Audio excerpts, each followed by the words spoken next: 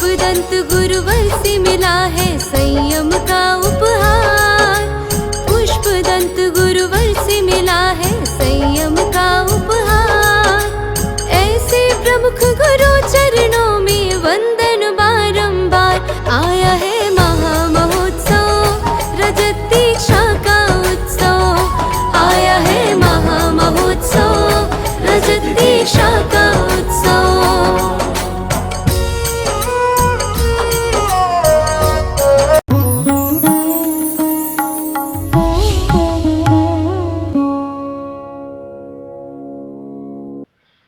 जीवन के बहुत सारे पुण्य हैं जब हमारे उदय में आते हैं,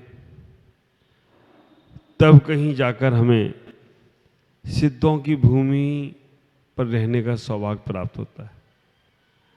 आप विचार करें, झारखंड में जैसे ही हम लोगों का प्रवेश हुआ, ठंडी ने हमारा स्वागत किया,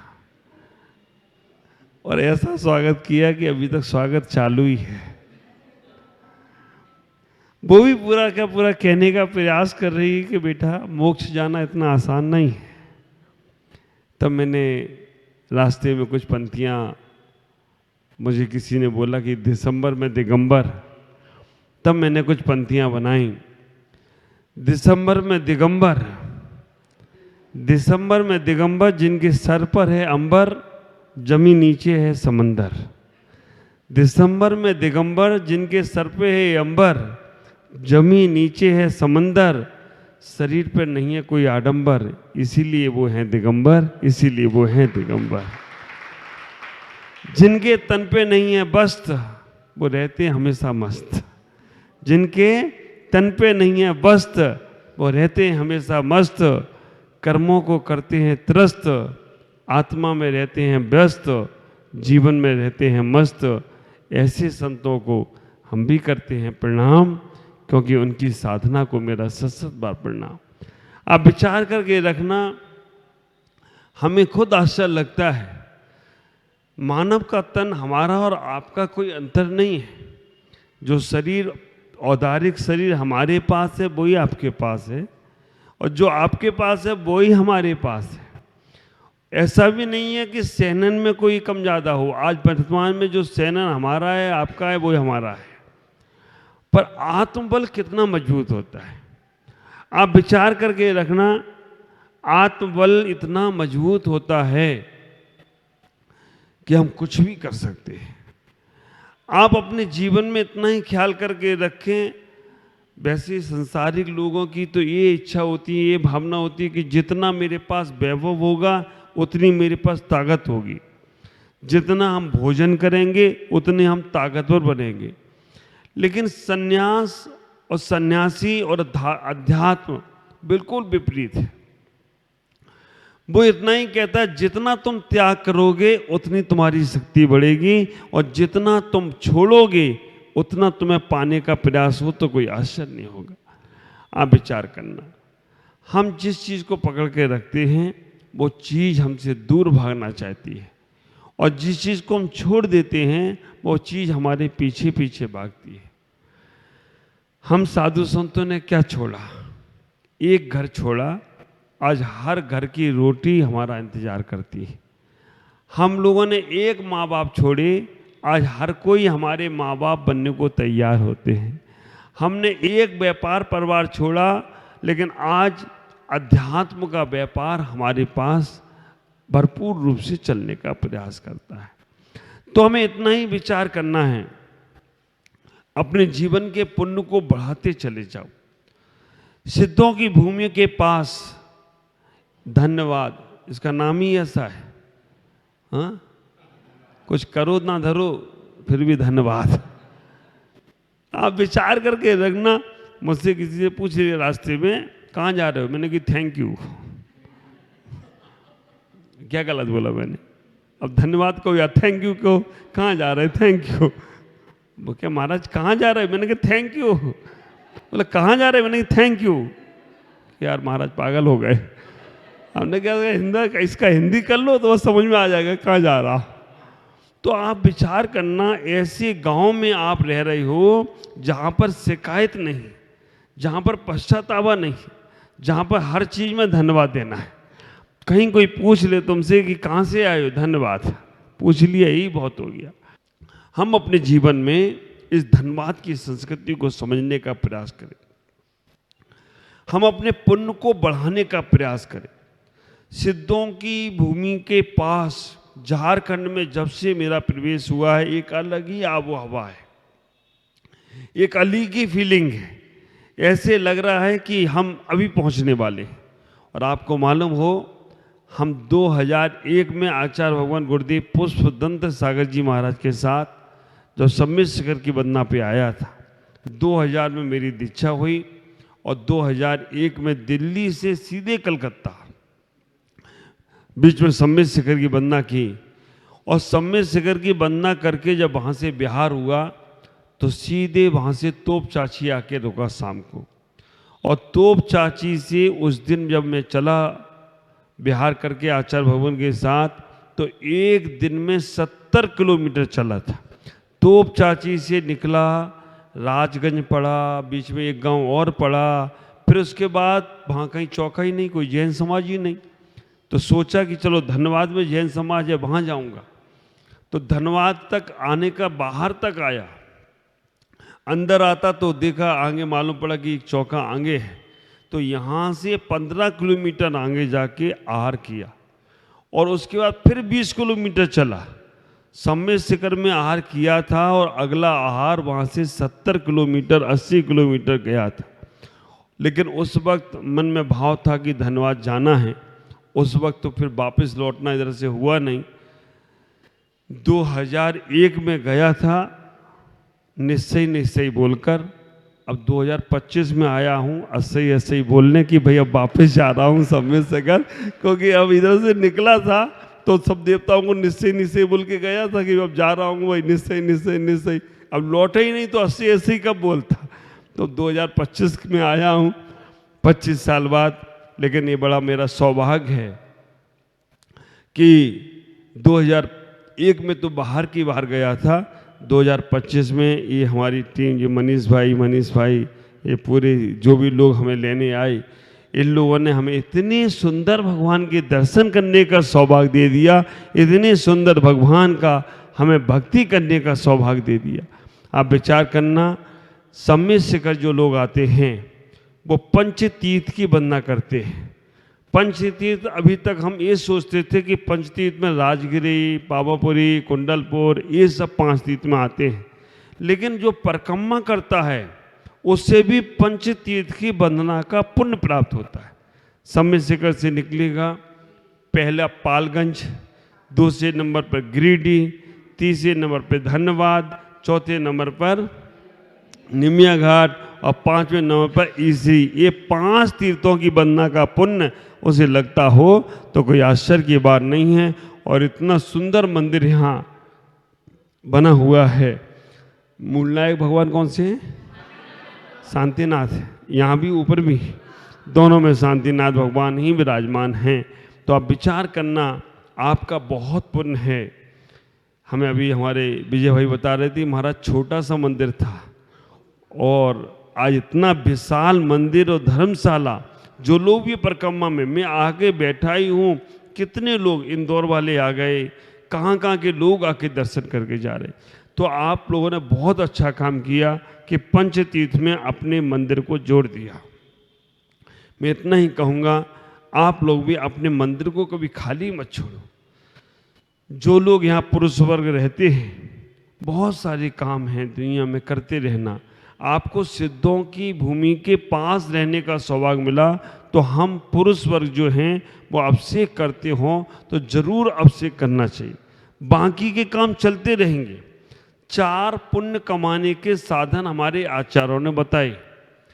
4 पुण्य कमाने के साधनों में पहला पुण्य कमाने का साधन है भगवान के चरण वंदना करना, स्पर्श करना, चरणों को स्पर्श करना और अभिषेक करना।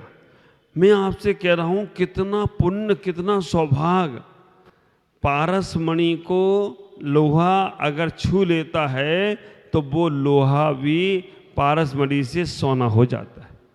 आप विचार करके रखना, पारस मणि अगर लोहे को छू ले तो वो लोहा भी सोना हो जाता है, लेकिन हमारे पारसनाथ, हमारे शांतिनाथ ऐसे हैं कि उन्हें छू लोगे तो वो तुम्हें पारस मणि से लोहे को सोना नहीं बना रहे हैं, वो पारस मणि ही बना दें तो कोई आश्चर्य की बात नहीं है, वो अपना जैसा बना लें तो कोई आश्चर्य की बात नहीं है।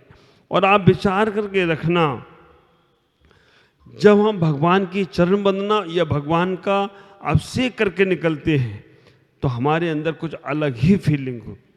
आप जैन लोगों को ये सौभाग्य मिलेगा, अजैनों को तो नहीं मिल सकता।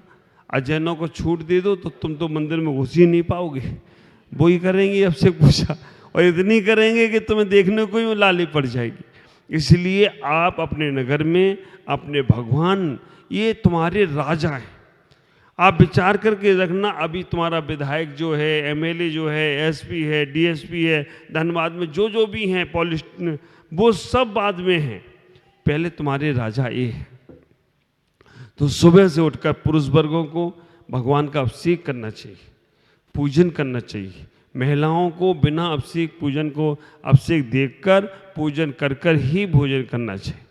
हाँ, हमारी मीना बहन से मिल लो आप, ये सारी चीज़ें सिखा देंगे आपको, और एक आध थोड़ी बहुत समय का नहीं, अच्छे से सिखा देते, क्योंकि इनको मालूम है कि हमें जो मिलना है वो इनसे ही मिलना है। संसार के लोग तो लेना जानते हैं, देना नहीं जानते हैं। दूसरे नंबर पर पुण्य कमाने के लिए कहा है कि नगर में हमारे गुरु आए, साधु आए तो उन्हें आहार जरूर देना। हजारों लाखों लोगों को भोजन कराना, एक तरफ किसी जैन साधु के हाथ में करपात्र में आहार देना, ये सबसे बड़ा पुण्य।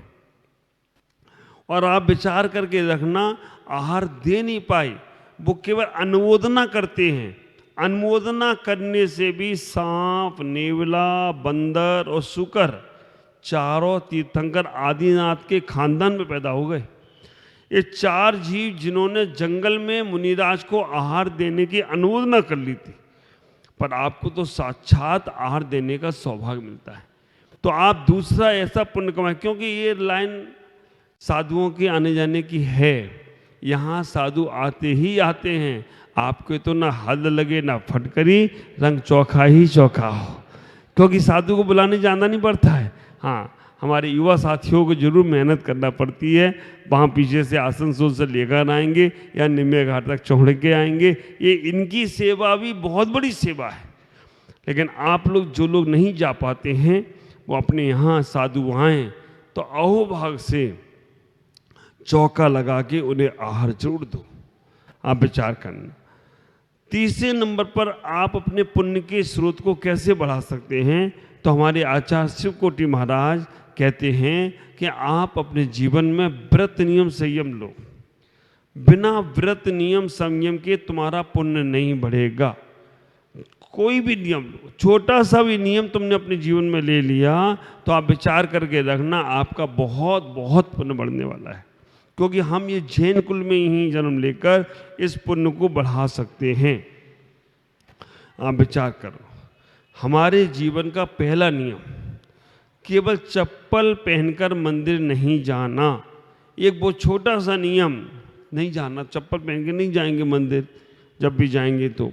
वो छोटे से नियम ने हमारे जीवन को इतना बदल दिया कि आज मैं आपके सामने बैठा हूँ तो कोई आश्चर्य की बात नहीं है। एक छोटा सा नियम, तो आप भी अपने जीवन में कोई ना कोई नियम लो, उससे पुण्य बढ़ता है। और चौथे नंबर पर पुण्य बढ़ाने का साधन एक और है, उपवास करना। आप विचार करके रखना, हम दिन भर खाते पीते रहते हैं, कई बार तो हमें ये लगता है कि आप लोग दिन भर कैसे खा लेते हो। हमको तो एक बार खाने में पसीना आ जाता है, हाँ, और तुम दिन भर गटर पटर गटर पटर, सोते सोते भी चाहिए तुमको, और सुबह उठते ही बैठती चाहिए, कैसे करोगे। तो आप विचार करके रखना, ये तुम्हारा जो पेट है, इस पेट को पेट रहने दो, कब्रिस्तान मत बनाओ। इस पेट को तुम डस्टबिन का डब्बा मत बनाओ, जो आए सो डाल दो, जो आए सो डाल दो, क्या होगा। तो हमें एक बार कम से कम एक हफ्ते में, महीने में, 15 दिन में एक उपवास जरूर करना चाहिए। ये चार ही साधन हैं पुण्य बढ़ाने के। अगर हम ये करते हैं तो हमारा पुण्य बहुत बढ़ता चला जाता है। आप सबसे इतना कहूँगा कि आपके यहाँ साधु आएँ, उनका भक्ति करो, लाभ लो, पूजा करो, अर्चना करो, इसी से तुम्हारा जीवन आनंद में मंगल में होगा। और एक बात और, आपको शांतिनाथ भगवान मिले। हमारे मंदिर में सामूहिक हर महीने शांति विधान होना चाहिए। आप विचार करने के रखना, हमारे परिवारों की कायाकल्प हो जाएगी। शांतिनाथ विधान ही क्यों करने को बताते हैं? कभी आपने सोचा कि आजकल जहाँ भी अभी भक्तामर का परिचय शुरू हो गया, लेकिन पहले शांति विधान ही करवाते थे। इसका रीजन कारण एक ही है। हमारे पुष्पदंत भगवान 9वें नंबर के तीर्थंकर थे, उनके बाद धर्म का विच्छेद हो गया। 9वें नंबर के तीर्थंकर के बाद धर्म का, जब तीर्थंकर होते थे तब तो लोग धर्म कर्म करते थे, तीर्थंकर के मोक्ष जाने के बाद धर्म कर्म भूल जाते थे, साधु भी जंगल में चले जाते थे, कोई धर्म को जानता ही नहीं था। तो शांतिनाथ भगवान से फिर वो धर्म अक्षुण्ण रूप से चलने लगा। तो इसीलिए हम लोग शांति विधान को प्रावधान देते हैं। किसी की भी कोई भी दिक्कत हो, आप विचार करके रखना। मैं कहता हूँ गारंटी के साथ कि आप मंदिर में आकर विधान के लिए मारना ना मार पाओ, कोई दिक्कत नहीं। 120 मंत्र हैं, 8, 16, 32, 64, ये सब मिलाओगे तो 120 मंत्र हैं। आप पूजा की थाली में 120 मंत्र पढ़ के रोज शांति विधान कर सकते हो। 120 मंत्र पढ़ना है, 4 लाइन मत बोलो, उसकी पद अनुवाद मत बोलो, उसकी लाइन बोल बोल कर ही अगर आप अर्घ चाहते हैं तो आपका शांति विधान हो जाता है। तो आप विचार करें, ऐसे पुण्य बढ़ाने का प्रयास करो। तुम्हारे पास पुण्य ही एक ऐसी दौलत है जो तुम्हारे हर कार्य को कराने में कारण होगा, सक्षम होगा। लेकिन पुण्य के फल की चाह मत रखना। क्या होता है कि हम पुण्य करने के पहले फल की चाह रख लेते। आप एक बार भगवान के दर्शन करें, साधु की पूजा अर्चना करें, कोई स्वार्थ नहीं रखें। जहाँ फल की चाह है वहाँ फल खत्म हो जाता है। हम भाव रखें। हाँ, अपने मन की कोई बात है तो वो जरूर गुरु के सामने रख सकते हो, लेकिन निस्वार्थ भावनाओं से हम जब भक्ति करते हैं, सेवा करते हैं, तो हमारा उसको फल जरूर प्राप्त होता है।